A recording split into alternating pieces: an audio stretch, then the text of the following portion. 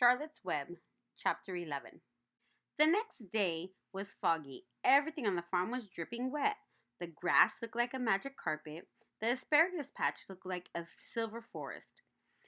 On foggy mornings, Charlotte's Web was truly a thing of beauty. This morning, each thin strand was decorated with dozens of tiny beads of water. The web glistened in the light and made a pattern of love lines and mystery, like a delicate veil. Even Lurvy, who wasn't particularly interested in beauty, noticed the web when he came with the pig's breakfast. He noted how clearly it showed up, and he noted how big and carefully built it was. And then he took another look and he saw something that made him set his pail down. There, in the center of the web, neatly woven in block letters, was a message. It said, "Some pig." Lurvy felt weak. He brushed his hand across his eyes and stared harder at Charlotte's Web. "I'm seeing things," he whispered. He dropped to his knees and uttered a short prayer. Then, forgetting all about Wilbur's breakfast, he walked back to the house and called Mr. Zuckerman. "I think you better come down to the pig pen," he said. "What's the trouble?" asked Mr. Zuckerman. "Anything wrong with the pig?" "Not exactly," said Lurvy. "Come and see for yourself." The two men walked silently down to Wilbur's yard. Lurvy pointed to the spider web. "Do you see what I see?" he asked. Zuckerman stared at the writing on the web. Then he murmured the words, "Some pig." Then he looked at Lurvy. Then they both began to tremble. Charlotte, sleepy after her night's exertion, smiled as she watched. Wilbur came and stood directly under the web. "Some pig," muttered Lurvy in a low voice. "Some pig," whispered Mr. Zuckerman. They stared and stared for a long time at Wilbur. Then they stared at Charlotte. "You don't suppose that spider," began Mr. Zuckerman, but he shook his head and didn't finish the sentence. Instead, he walked solemnly back up to the house and spoke to his wife. "Edith, something has happened," he said in a weak voice. He went into the living room and sat down, and Mrs. Zuckerman followed. "I've got something to tell you, Edith," he said. "You better sit down." Mrs. Zuckerman sank into a chair. She looked pale and frightened. "Edith," he said, trying to keep his voice steady, "I think you had best be told that we have a very unusual pig." A look of complete bewilderment came over Mrs. Zuckerman's face. "Homer Zuckerman, what in the world are you talking about?" she said. "This is a very serious thing, Edith," he replied. "Our pig is completely out of the ordinary." "What's unusual about the pig?" asked Mrs. Zuckerman, who was beginning to recover from her scare. "Well, I really don't know yet," said Mr. Zuckerman. "But we have received a sign, Edith, a mysterious sign.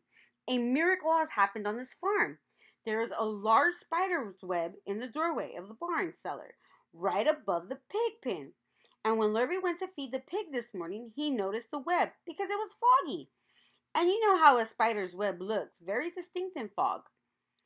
And right spang in the middle of the web, there were the words, 'Some pig.' The words were woven right into the web. They were actually part of the web, Edith. I know because I have been down there and seen them. It says 'Some pig,' just as clear can be. Then there can be no mistake about it. A miracle has happened and a sign has occurred here on earth, right on our farm, and we have no ordinary pig." "Wow," said Mrs. Zuckerman. "It seems to me you're a little off. It seems to me we have no ordinary spider." "Oh, no," said Zuckerman. "It's the pig that's unusual. It says so right there in the middle of the web." "Maybe so," said Mrs. Zuckerman. "Just the same, I intend to have a look at that spider." "It's just a common gray spider," said Zuckerman. They got up and together they walked down to Wilbur's yard. "You see, Edith, it's just a common gray spider." Wilbur was pleased to receive so much attention. Lurvy was still standing there, and Mr. and Mrs. Zuckerman all three stood for right about an hour, reading the words on the web over and over and watching Wilbur. Charlotte was delighted with the way her trick was working. She sat without moving a muscle and listened to the conversation of the people. When a small fly blundered into the web just beyond the word pig, Charlotte dropped quickly down and rolled the fly up and carried it out of the way. After a while, the fog lifted, the web dried off, and the words didn't show up as plainly. The Zuckermans and Lurvy walked back to the house. Just before they left the pig pen, Mr. Zuckerman took one last look at Wilbur. You know, he said in an important voice, I've thought all along that pig of ours was an extra good one. He's a solid pig. That pig is as solid as they come. You notice how solid he is around the shoulders, Lurvy? Sure I do, said Lurvy. I've always noticed that pig. He's quite a pig. He's long and he's smooth, said Zuckerman. That's right, agreed Lurvy. He's as smooth as they come. He's some pig. When Mr. Zuckerman got back to the house, he took off his work clothes and put on his best suit. Then he got into his car and drove to the minister's house. He stayed for an hour and explained to the minister that the miracle had happened on the farm. So far, said Zuckerman, only 4 people on earth know about this miracle. Myself, my wife Edith, my hired man Lurvy, and you. Don't tell anybody else, said the minister. We don't know what it means yet, but perhaps if I give thought to it, I can explain it in my sermon next Sunday. There can be no doubt that you have a most unusual pig. I intend to speak about it in my sermon and point out the fact that this community has been visited with a wondrous animal. By the way, does the pig have a name? Why, yes, said Mr. Zuckerman. My little niece calls him Wilbur. She's a rather queer child, full of notions. She raised the pig on a bottle, and I bought him from her when he was a month old. He shook hands with the minister and left. Secrets are hard to keep. Long before Sunday came, the news spread all over the county. Everybody knew that a sign had appeared in a spider's web on the Zuckerman place. Everybody knew that Zuckerman's had a wondrous pig. People came from miles around to look at Wilbur and to read the words on Charlotte's web. The Zuckerman's driveway was full of cars and trucks from morning till night, Fords and Chevys and Buick Roadmasters and GMC pickups, Plymouths and Studebakers and Packards and DeSotos with gyromatic transmissions and Oldsmobiles with rocket engines and Jeep station wagons and Pontiacs. The news of the wonderful pig spread clear up into the hills, and farmers came rattling down in buggies and buckboards to stand hour after hour at Wilbur's pen, admiring the miraculous animal. All said they had never seen such a pig before in their lives.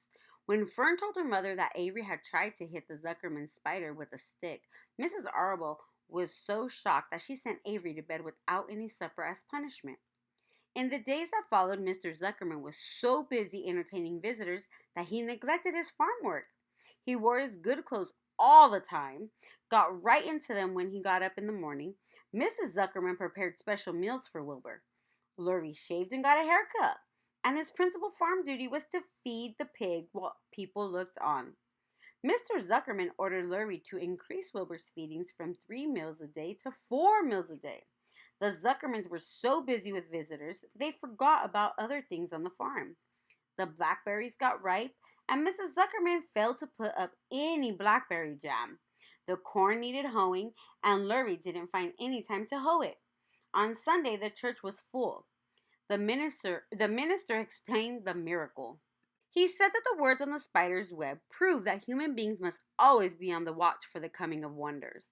All in all, the Zuckerman's pig pen was the center of attraction. Fern was happy, for she felt that Charlotte's trick was working and that Wilbur's life would be saved. But she found that the barn was not nearly as pleasant. Too many people. She liked it better when she could be all alone with her friends, the animals.